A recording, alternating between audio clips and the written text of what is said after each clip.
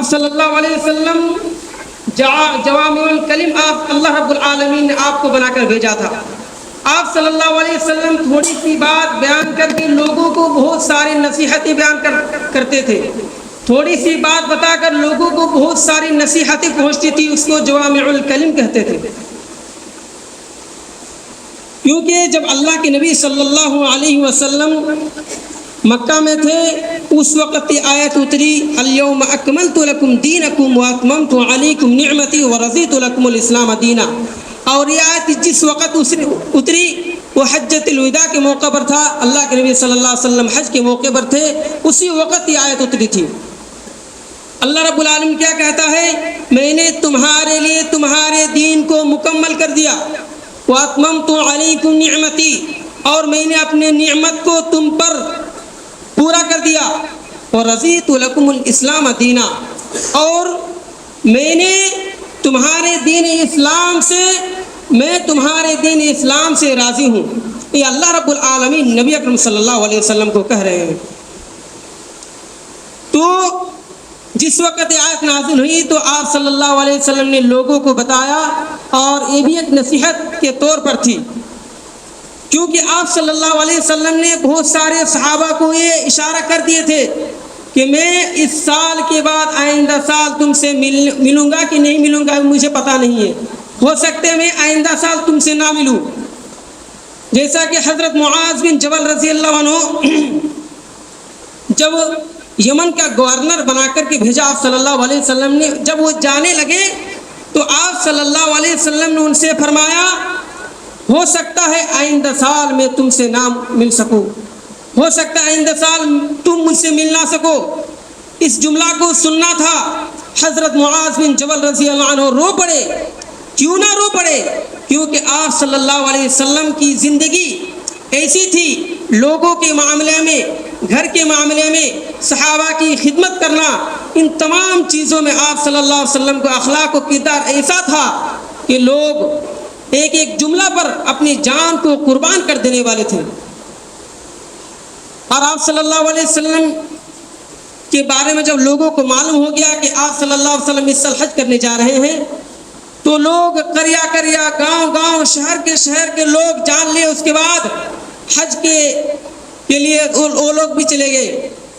تو بہت سارے لوگ حجۃ الوداع کے موقع پر آپ صلی اللہ علیہ وسلم کے ساتھ تقریباً 1.25 لاکھ کے قریب لوگ آپ صلی اللہ علیہ وسلم کے ساتھ شامل تھے حجۃ الوداع کے موقع پر. اس سے پہلے اتنے لوگ نہیں تھے. ابھی کا چھوڑیے، ابھی تو 19-20 لاکھ حج کرنے کے لوگ جاتے ہیں، حاجی لوگ جاتے ہیں. لیکن اس وقت کا معاملہ پیسہ کی کمی، سواری کی کمی، بہت ساری چیزوں کی کمی تھی. لیکن ابھی ڈیجیٹل زمانہ ہو گیا ہے، بہت سارے لوگ آسانی کے طور پر پہنچ جاتے ہیں. لیکن اس وقت اس 1.25 لاکھ کے قریب اللہ کے نبی صلی اللہ علیہ وسلم کے ساتھ لوگوں نے حج کیا. تو انہی میں سے آپ صلی اللہ علیہ وسلم نے لوگوں کو ایسی نصیحتیں کی. ایک انسان کے لیے وہی نصیحت پر عمل کرنے پر وہ انسان جنت جا سکتا ہے. سب سے پہلی نصیحت یہ تھی، جب آپ صلی اللہ علیہ وسلم پر وہ آیت اتری الیوم اکملت لکم دینکم واتممت علیکم نعمتی ورضیت لکم الاسلام دینا، تو آپ صلی اللہ علیہ وسلم نے لوگوں کو بیان کر دیا.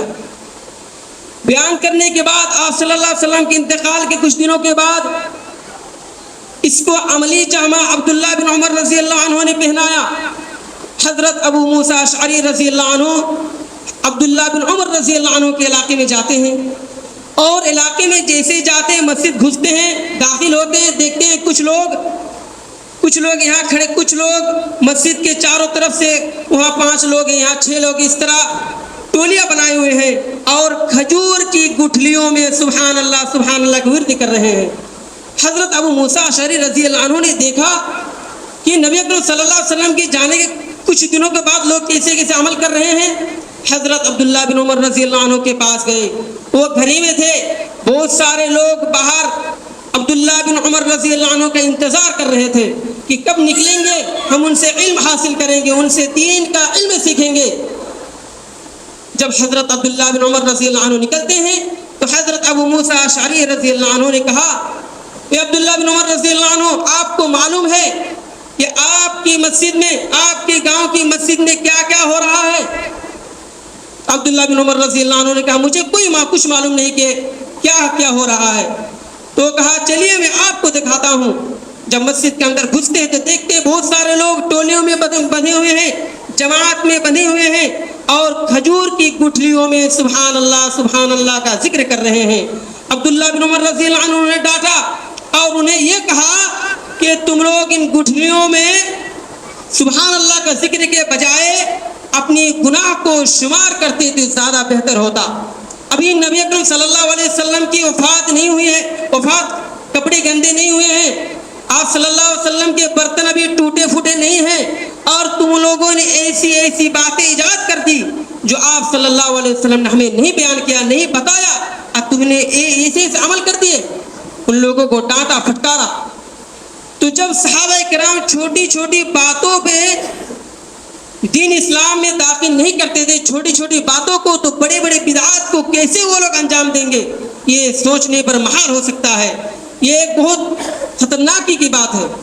تو جب آپ صلی اللہ علیہ وسلم حج کے موقع پر تھے تو آپ صلی اللہ علیہ وسلم نے بہت سارے نصیحتیں کی. چند نصیحتیں گنی چنی انگلیوں میں گنا جا سکتا ہے. تو آپ صلی اللہ علیہ وسلم نے پہلی نصیحت یہ کی تھی, اے میرے صحابہ یہ بتاؤ یہ کون سا دن ہے؟ صحابہ نے کہا اللہ اور اس کے رسول ہی بہتر جانتے ہیں. پھر آپ صلی اللہ علیہ وسلم نے کہا یہ کون سا مہینہ ہے؟ آپ صلی اللہ علیہ وسلم صحابہ نے کہا اللہ اس کے رسول ہی بہتر جانتے ہیں. پھر پوچھا یہ کون سا شہر ہے؟ صحابہ نے کہا اللہ اس کے رسول ہی بہتر جانتے ہیں. حالانکہ صحابہ کو معلوم تھا یہ یوم النحر کا دن ہے, ذی الحجہ کا مہینہ ہے, یہ مکہ المکرمہ شہر ہے, لیکن ادب کا تقاضا یہ ہے کہ وہ آپ صلی اللہ علیہ وسلم کے سامنے خاموش رہے. اور انہوں نے دو باتیں سوچی. یا ایک بات یہ سوچی کہ ہم اگر اللہ کے نبی صلی اللہ علیہ وسلم کچھ اہم اور قیمتی باتیں ہمیں بتانا چاہ رہے تھے اسی لیے خاموش رہے. اور دوسری بات یہ سوچی اگر ہم اللہ کے نبی صلی اللہ علیہ وسلم کو یہ بات نہیں بتائیں گے تو ہو سکتا ہے کہ اللہ کے نبی صلی اللہ علیہ وسلم ہمیں ان دنوں کے نام بدل کر کے دوسرے نام بدل دے, یوم النحر کو بدل کر کے دوسرے نام دے دے, ذی الحجہ کا نام بدل کر کے دوسرے نام ہمیں بتائے, اور اس مکہ المکرمہ شہر کا نام بدل کر کے دوسرے نام بتلا دے. یہ سوچ کر صحابہ نے نہیں بتایا. تو آپ صلی اللہ علیہ وسلم نے فرمایا تاریخ گواہ ہے, اور تاریخ کی جملہ آپ صلی اللہ علیہ وسلم نے فرمایا فَإِنَّ دِمَاءَكُمْ وَأَمْوَالَكُمْ وَأَعْرَاضَكُمْ كَحُرْمَةِ يَوْمِكُمْ هَذَا فِي بَلَدِكُمْ هَذَا فِي شَهْرِكُمْ هَذَا. بہت ہی قیمتی نصیحت آپ صلی اللہ علیہ وسلم نے کی ہے. یہ قیمتی نصیحت یہ تھی, آپ صلی اللہ علیہ وسلم نے فرمایا تمہارے اوپر ایک دوسرے کی خون کرنا حرام ہے, تمہارے اوپر اپنے بھائیوں کا خون کرنا حرام ہے, تمہارے اوپر اپنے بھائی کے ناجائز مال کو ہڑپنا, اس کے مال کو چھیننا حرام ہے, اور تمہارے درمیان تمہارے عزت و آبرو کو لوگوں کے سامنے اچھالنا, لوگوں کے سامنے تار کرنا, لوگوں کے سامنے بیان کرنا, بدنام کرنا تمہاری یہ بہت بڑی بھول ہے. یہ حرمت ہے. جس طرح مکہ المکرمہ حرمت ہے, جس طرح یوم النحر کے دن حرمت والا دن ہے, ذی الحجہ کا مہینہ حرمت والا دن ہے, اسی طرح یہ تینوں عمل بھی حرمت ہے. ایک دوسرے کی جان کو مارنا, دوسرے کے مال کو ہڑپنا, دوسرے کے عزت و آبرو کی تار کرنا. آج دیکھیے ان تینوں چیزوں بہت سارے لوگوں کے اندر پائی جاتی ہے. ایک بھائی دوسرے بھائی کی جان لینے کے لیے تیار ہو جاتے ہیں. تھوڑی موڑی چھوٹی سی زمین پر یا تھوڑی موڑی جھگڑا ہونے پر تلوار لے کر اٹھتے ہیں, ڈنڈے لے کر باہر نکالتے ہیں, بندوقیں نکال دیتے ہیں, اور اپنے بھائی کو اور اپنے گاؤں کے لوگوں کو, اپنے پڑوسیوں کو جان سے مارنے پر آمادہ ہو جاتے ہیں. تو اللہ کے نبی صلی اللہ علیہ وسلم نے کتنی پیاری نصیحتیں کی تھی. اور آج ایک دوسرے انسان دوسرے مال کو ناجائز طریقے سے ہڑپ رہا ہے, ایک بھائی دوسرے بھائی کے مال کو ہڑپنے کی کوشش کر رہا ہے, بیٹا ماں کے مال کو ہڑپنے کی کوشش کر رہا ہے, زمین لکھوا کر یا کسی اور طریقے سے بہن کے مال کو ہڑپنے کی کوشش کر رہا ہے. اور آج بہت سارے عورت یا مرد حضرات بھی اپنے بھائی بہن کے عزت و آبرو کو, گاؤں کے لوگوں کے عزت و آبرو کو اچھال رہے ہیں, لوگوں کے بدنام کر رہے ہیں, لوگوں کے سامنے بیان کر رہے ہیں فلاں کا لڑکا ایسا ہے, لڑکی ایسی ہے لوگوں کے سامنے بدنام کرنا اچھالنا یہ نبی اکرم صلی اللہ علیہ وسلم نے حرام قرار دیا ہے. اسی لیے ان چیزوں سے ہمیں بچنے کی کوشش کرنا چاہیے. یہ نبی اکرم صلی اللہ علیہ وسلم کی بہت قیمتی نصیحتیں تھیں. اگر ایک انسان ان نصیحتوں پر غور و فکر کرے, اس پر عمل کرے تو انشاءاللہ انسان جنت جا سکتا ہے. اسی طرح دوسری نصیحت یہ تھی, اللہ کے نبی صلی اللہ علیہ وسلم نے رسم و رواج کو ختم کر دیا, رسم و رواج کو ختم کر دیا اور یہ کہا الا کل شیء من امر الجاہلیت تحت قدمی موضوع. اللہ کے نبی صلی اللہ علیہ وسلم نے فرمایا دنیا کی جتنی جاہلیت کی جتنی رسم و رواج ہے یہ تمام رسم و رواج کو اللہ رب العالمین نے میرے قدموں کے نیچے کچل کر رکھ دیا ہے, اور تمہارے لیے سود کو اللہ رب العالمین نے حرام قرار دیا ہے. تو میں حضرت عبداللہ بن عباس رضی اللہ عنہ کے سود کو معاف کرتا ہوں. مطلب کیا ہوا, اللہ رب العالمین نے نبی اکرم صلی اللہ علیہ وسلم کے بتایا کہ رسم و رواج جیسی چیزوں سے دور رہیں. آج دیکھیے شادی بیاہ میں بہت سارے لوگ رسم و رواج کر رہے ہیں. اسی طرح عقیقہ کے موقع پر ہو, شادی بیاہ ہو یا کوئی اور فنکشن ہو, تمام چیزوں میں رسم و رواج پایا جا رہا ہے جو نبی اکرم صلی اللہ علیہ وسلم نے فرمایا ہمارے قدموں کے نیچے کچل دیا گیا ہے. آج اسی چیز کو آج مسلمان لوگ اس کو نکال کے رسم و رواج کو پال رہے ہیں, رسم و رواج کو اچھال رہے ہیں اور اسی پر اپنی زندگی بسر کر رہے ہیں. اور عبداللہ بن عباس رضی اللہ عنہ کا نام اس لیے لیا کیونکہ عبداللہ بن عباس رضی اللہ عنہ دوسروں کو سود کا مال دیتے تھے اور اس سے جو اضافہ ہوتا تو اپنے پاس رکھتے تھے. تو نبی اکرم صلی اللہ علیہ وسلم نے اپنے گھر سے اس کا خاتمہ کیا کہ آج کے بعد عباس رضی اللہ عنہ کا جو مال ہے اور اصل مال جو اصل مال ہے وہ لیں گے, جو سود کا جو زائد مال ہے اس کو میں معاف کرتا ہوں. آج کے بعد سود حرام ہے, اس سے پہلے وہ حرام ہو چکا تھا لیکن نصیحت کے طور پر آپ صلی اللہ علیہ وسلم نے بیان کیا. اسی طرح تیسری نصیحت یہ کہ آپ صلی اللہ علیہ وسلم نے عورتوں کے تعلق سے کیا فاتقوا اللہ فی النساء, تم عورتوں کے تعلق سے ڈرو, عورتوں کے معاملے میں ڈرو, عورتوں کے ساتھ اچھا سلوک کرو, ان کا اٹھک بیٹھک, ان کا کھانا پینا, ان کا لباس, ان تمام چیزوں کو ان کو مہیا کرو, جو ان کو ضرورت ہے ان کو دینے کی کوشش کرو. کیونکہ تم لوگوں نے اللہ رب العالمین کی امانت کو چند چیزوں کے ذریعے, چند کلمات کے ذریعے حلال کیا ہے. کیونکہ اس کے شرمگاہ کو چند کلمات کے ذریعے, چند معاہدہ کے ذریعے حلال کیا ہے, اور تم پر واجب و ضروری یہ ہے کہ تم اس کے دیکھ بھال کرو. اور اگر ایسی نوبت آ جائے کہ وہ آپ کو پریشان کر رہی ہے تو تھوڑا بہت مارنے کو اسلام نے کہا ہے, لیکن ایسی مار نہ مارے جو عورت کو ہڈی ٹوٹ جائے, اس کے بدن پر نشان ہو جائے. ایسی چیزوں سے اللہ کے نبی صلی اللہ علیہ وسلم نے منع کیا ہے. تو اسے ہمیں بچنے کی کوشش کرنا چاہیے. آج بہت سارے لوگ اپنے بیویوں کو چہروں پر مارتے ہیں. اللہ کے نبی صلی اللہ علیہ وسلم نے منع فرمایا ولا تضرب الوجہ, اپنے بیویوں کے چہروں پر نہ مارو, ولا تقبح, ان کو برا بھلا نہ کہو, ان کو لوگوں کے سامنے بدنام نہ کرو, ان کو لوگوں کے سامنے بدنام نہ کرو. اگر لوگوں کے سامنے بدنام کریں گے لوگ بھی آپ کو بدنام کریں گے, مسئلہ بہت بڑا ہو جائے گا, مسئلہ بہت غمگین ہو جائے گا اور طلاق تک نوبت آ سکتی ہے. اسی لیے اپنا گھر کا معاملہ گھر ہی کے سامنے رکھیں.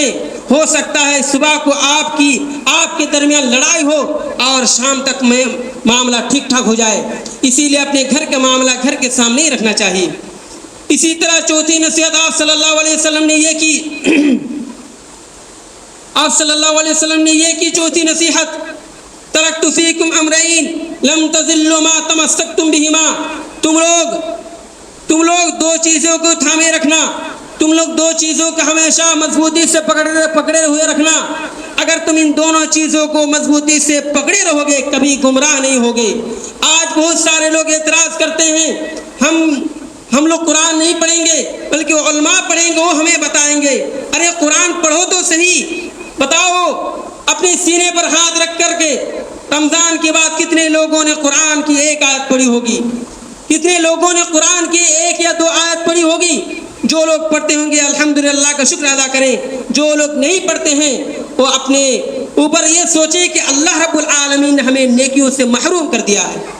تو اللہ کے نبی نے کہا دو چیزوں کی اگر، تو آج دو چیزوں پر صرف اہل حدیث لوگ ہوتے ہیں، ان میں سے بہت سارے لوگ ہوتے ہیں، بہت سارے لوگ نہیں ہوتے ہیں، لیکن دو چیزیں اللہ کے رسول کی باتوں کو ماننا اور اللہ رب العالمین کی باتوں کو ماننا، یہ صرف ہم ہی لوگ عمل کرتے ہیں، ان کے علاوہ دوسرے لوگ فقہی باتوں پر عمل کرتے ہیں، دوسرے کی تقلید کرتے ہیں، دوسرے کی باتوں کو مانتے ہیں، نبی اکرم صلی اللہ علیہ وسلم کی باتوں کو چھوڑ دیتے ہیں۔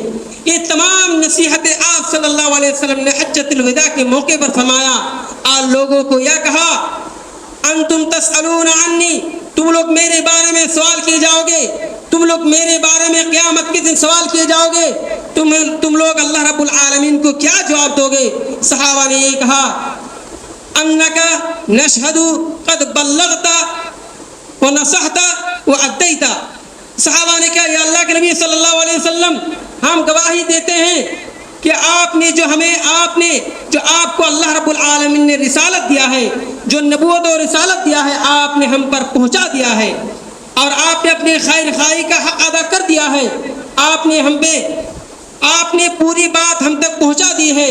آپ صلی اللہ علیہ وسلم نے آسمان کی طرف انگلی اٹھا کر کہہ رہے ہیں اشہدو اشہدو اشہدو، یا اللہ تو گواہ رہنا، یا اللہ تو گواہ رہنا، یا اللہ تو گواہ رہنا، میں نے اپنی بات تمام لوگوں تک پہنچا دی ہے۔ اسی لیے میرے بھائی اور دوستو، آپ صلی اللہ علیہ وسلم کی نصیحتوں پر عمل کرنے کی کوشش کرے۔ جو انسان ان نصیحتوں پر عمل کرنے کی کوشش کرتا ہے وہ انسان یقیناً کامیاب ہوگا، ہر موڑ پر کامیاب ہوگا، ہر حالت میں کامیاب ہوگا، دنیا میں بھی کامیاب ہوگا، آخرت میں بھی کامیاب ہوگا۔ اسی لیے ایک انسان کو چاہیے کہ ہر بات نبی اکرم صلی اللہ علیہ وسلم کی سنت پر عمل کرنے کی، سنت کو زندہ کرنے کی کوشش کرے، نبی اکرم صلی اللہ علیہ وسلم کی سنت کو پر عمل کرنے کی کوشش کرے۔ آج بہت سارے لوگ گمراہ ہو چکے ہیں کیونکہ نہ پڑھتے ہیں، نہ نماز کی طرف آتے ہیں، نہ ہی لوگوں کے خیر خواہی کی بات بتاتے ہیں۔ آپ ان لوگوں میں سے بنیے جو خیر خواہی کو اللہ رب العالمین پسند کرتا ہو، جو رسول اللہ صلی اللہ علیہ وسلم پسند کرتا ہو، جو صحابہ کرام پسند کرتے ہو، ان لوگوں کے نقش قدم پر چلنے کی کوشش کرے۔ اللہ رب العالمین سے دعا کرتے ہیں اللہ رب العالمین ہمیں نبی اکرم صلی اللہ علیہ وسلم کے ان نصیحتوں پر عمل کرنے والا بنا۔ یا اللہ ہم جب تک زندہ رکھ اسلام پر خاتمہ ہے تو خاتمہ بالخیر ہو۔ یا اللہ ہم تمام لوگوں کی پریشانیوں کو دور کر، یا اللہ جو ہسپتالوں میں زیر علاج ہے ان تمام لوگوں کی پریشانیوں کو دور فرما۔ آمین وآخر دعوانا الحمد للہ رب العالمین۔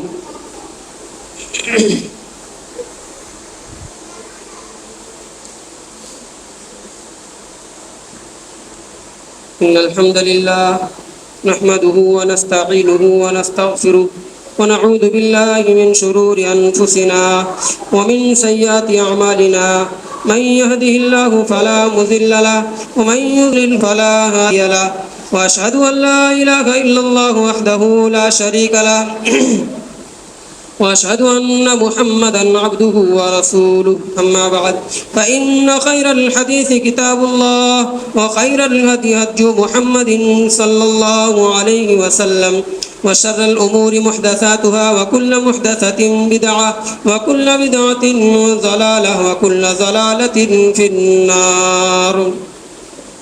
بسم الله الرحمن الرحيم، إن الله وملائكته يصلون على النبي، يا أيها الذين آمنوا صلوا عليه وسلموا تسليما، اللهم صل على محمد وعلى آل محمد كما صليت على إبراهيم وعلى آل إبراهيم إنك حميد مجيد، اللهم بارك على محمد وعلى آل محمد كما باركت على إبراهيم وعلى آل إبراهيم إنك حميد مجيد، إن الله يأمر بالعدل والإحسان وإيتاء ذي القربى وينهى عن الفحشاء والمنكر والبغي يعظكم لعلكم تذكرون، واذكروا الله واذكركم وادعوه يستجب لكم، ولذكر الله تعالى على وجل وتم وأكبر۔